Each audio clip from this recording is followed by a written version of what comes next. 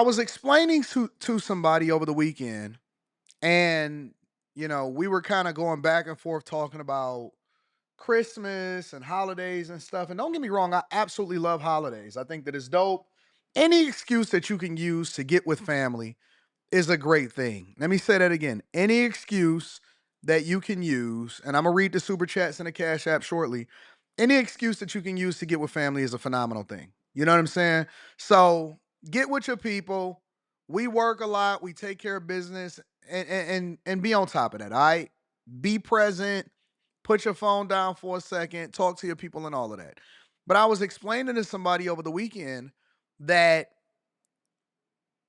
men men in most industries, especially coming from spaces where you basically eat what you kill, meaning you got your own business, you work for yourself, you're a contractor, construction, all of that. Traditionally, PTO, paid time off, is not a thing. And we're going to get into working from home today. I'm going to go into a lot of different conversations, but PTO is not a thing. So, for example, I have a corporate position all the way up until the 31st of this year. Then I get a payout, get a severance, get a bunch of money, and then I'm probably going to retire from corporate America until I unretire and somebody give me a huge bag. But all of the benefits that you get, your total compensation package is completely different than what you make per hour. Completely different than what your salary is. And so if you want to know what your total compensation package is, you need to contact human resources and they will tell you, okay, well, this is what you get in benefits. And this is what you could potentially earn when it comes to making sure that you pour into your 401k and your Roth 401k and your healthcare coverage, and you get all of these perks and benefits and all of this stuff, right? A part of that perk and benefit is that some of us accumulate PTO, meaning that you get a certain amount of days off every single month, or you may work for a space or in a UAW or on a plant floor or whatever, where you get vacation time, so many vacation hours per year. You are privileged. You are blessed. For some of you, I would say that the best thing for you to do is to stay in a regular job. 95, 96, 97% of people need to go and work for somebody else. You are not built for this entrepreneurship life. This is not for you. This is not for the weak. This is not for people that's looking to take days off.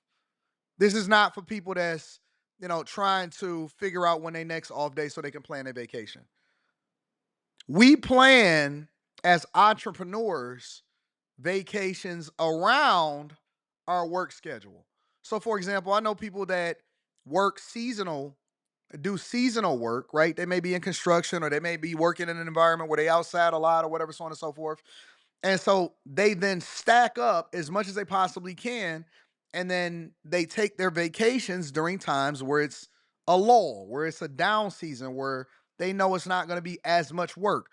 Traditionally, people planned their lives around their ability to be able to earn as much money as possible. But we become so weak and so coddled and so sassy nowadays that not only do we villainize people that are successful and rich, but we've also felt entitled to that compensation. You see somebody, an Elon Musk, a Jeff Bezos, and Amazon workers are striking. Meanwhile, Jeff Bezos is over here taking interviews and he just makes it. What you what when did we become so weak to where we start counting other people's pockets to determine whether or not our success can be manifested?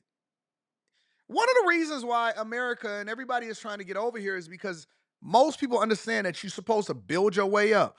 Traditionally, you're supposed to start at the mailroom, get an internship, even if it's unpaid, so you can get some experience and then work your way up and leverage that experience to get better jobs. And then ultimately, you take the money that you make and then you pour it into the American dream and then you become successful and you send your kids to school and you buy that white picket fence with the house and the dog and all of this stuff.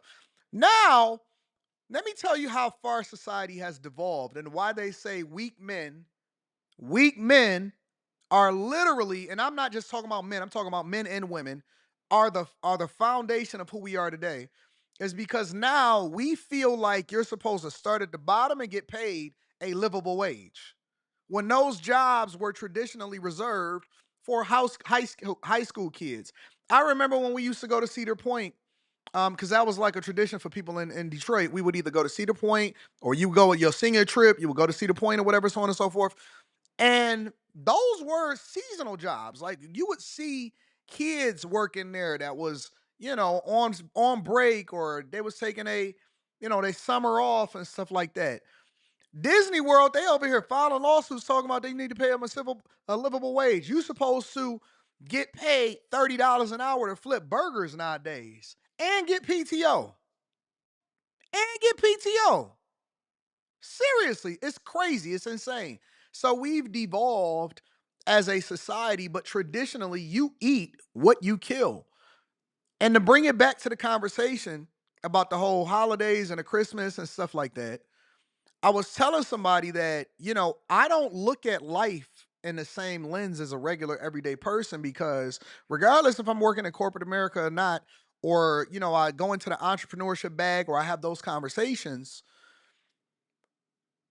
what most women and what people that are not coddled and wasn't raised by their mothers and their grandmother's bosom don't understand is that most people were never supposed to be getting PTO. Those were benefits that employers use to entice people to come into their company versus the competition. And so they would give them extra perks and benefits. Like at Google, they would say, we'll feed you at lunch for free and we'll give you dry cleaning and all of this stuff. But it was incentivized for them to come into the office more often. And so you wouldn't have to leave. You could stay there and work as long as possible, which was one of the reasons why that culture wasn't necessarily for me. And I decided to stay in Michigan and work and transform a traditional industry from a technological perspective. But my point is that usually you only got paid for the job that you've done. That's why I have so much respect for people that are in skilled trades, for people that work with their hands, for men that are on the line, all of those things. If you not out here building a house, doing the HVAC, doing excavation, plumbing, electrical work, carpentry, they don't get paid unless the job gets done. They got to go out there, they got to roofing, they got to go out there, work, pitch, siding, all of this stuff. People that are part of the Patreon, I did a whole video where I broke down all of the different costs that's associated with it. My architect, my general contractor, he gets paid a percentage. And if you want to know what that looks like, because I have built a house and I am building houses, he gets paid a percentage of the job. And so the faster that we move per job, the quicker that he makes his money. And so I know guys that's like, yo, listen, we working all around the holidays. We don't care. Or they waiting for the weather to get better so that they can generate more revenue, because that's how they feed their families. That's how they generate so much revenue. That's how they run up a bag. So when I see these coddled people that are protesting and are like little girls, or when I see people say what they deserve from their job or their boss, but they sitting there doing nothing, it disgusts me. It disgusts me as a man. Genuinely, it genuinely disgusts me, and it doesn't resonate with me. Monday is the same as Friday with me. Tuesday is the same as Thursday with me. Wednesday is the same as Sunday with me. I don't miss. I don't miss.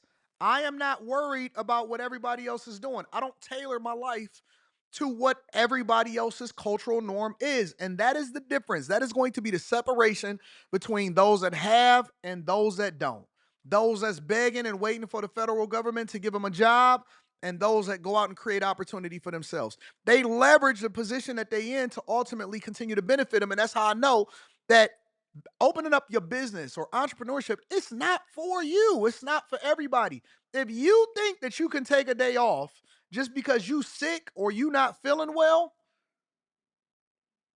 get out. Get out. It's not for you. Because the customer don't care about your family dying. The customer don't care about how sick your kid is. They want their food immediately. They want their product done. The person that contracted you to do the job, don't call me talking about, oh, I had a family emergency.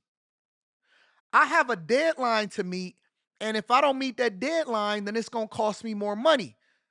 Get my job done. I don't care What you do, you propose a job to me. I am going to pay you X amount of dollars because I accepted your proposal and we got a contract. Miss me with little Timmy's doctor appointment. Miss me with your husband cheating on you.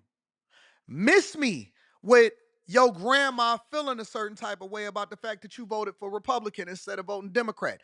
I don't care. I am not sympathetic to your needs because you're not going to give me a discount on what it is that I'm paying you to get the job done. Miss me with your life. I don't care about your life. I don't even want to know you that well. The only thing I want you to do is execute on the thing that I'm paying you for. And that is the difference between those that create opportunities for others and those that expect somebody else to do something for them. Nobody cares about your life. Nobody cares about what you think. We don't care about your baby pictures. Don't make no difference to me. I don't give a F. Real talk. And so, in this explanation of helping people to understand that how I do things or why I see things the way that I do, and I know it's gonna be some sassy people that feel some type of way. Oh man, he's not sympathetic to our needs, and I just want to get my panky and my blankie, and I want to lay down, and I want to play video games. Cool, play video games. I'm not telling you what you can't do. I'm just telling you to stop counting other people's pockets to justify how dusty you are. Nobody cares. They gonna act like they care. They gonna pretend like they really care.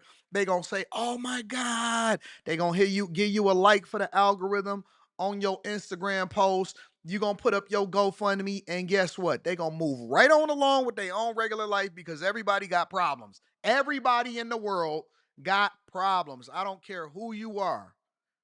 Some dude's girl is getting bussed down right now. He gonna have to deal with that and get up and go to work in the morning.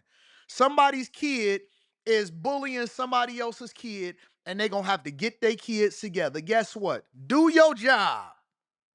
Leave your personal issues and your problems and your sense of entitlement at the front lawn. Cause guess what? I want my rent money. I'm a nice person. I am very, very cool.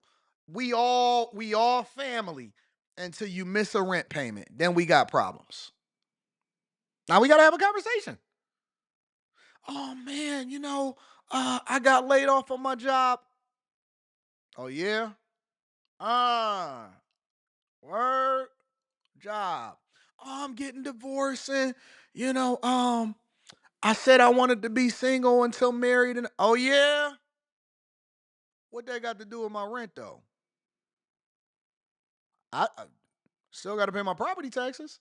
Still got to pay insurance. What you got? What you got on my rent though? What you got on my rent though?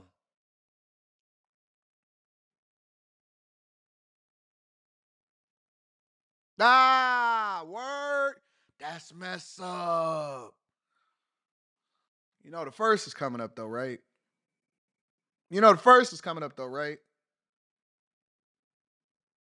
What you got on my rent? I don't care how you get it. I don't care where you go to do it. $2,495 better be in my Venmo account on the first or the second, depending on if it's a weekend or a weekday. Otherwise, me and you and the Oakland County Sheriff is gonna have an appointment at 1200 Telegraph to get you on up out of this property. So now you got triple problems because and you're gonna be homeless. And you're gonna be homeless. Don't play.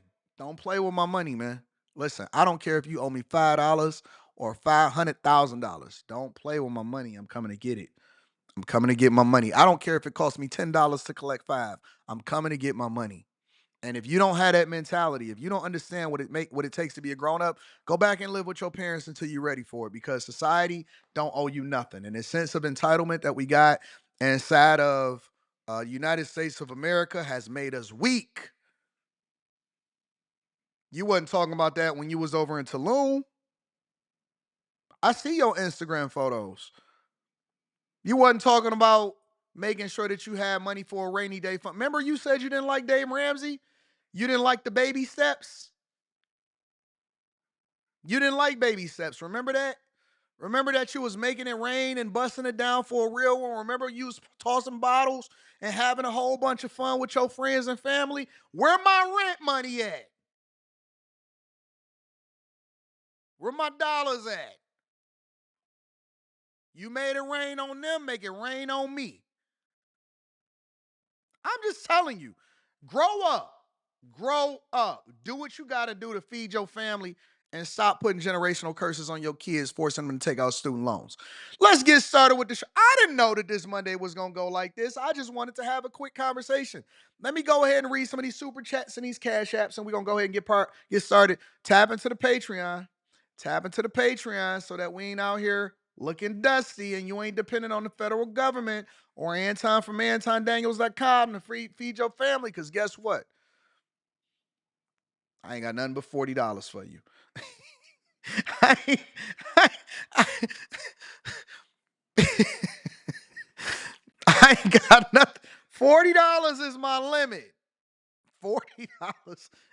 You can get that for free. You ain't even got to do nothing. That's my max. When people ask me for money on the street, oh man, can I get some money? I missed it. When they be lying to me, I missed the bus. And my mom, I gotta go see my mom. I said, all right, cool. What you need, big dog? I need $55 to catch this and to catch a grip. All right, listen. I know you lying to me, but my limit is $40. I got $40 for the ladies, $40 for you. You gonna lie to me? All right, I'll take the 40. Okay. All right, here we go. $40. Let me go get it.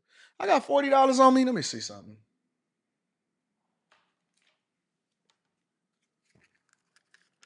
5, 10, 15, 20, 25, 35, 40. That's all I got for you.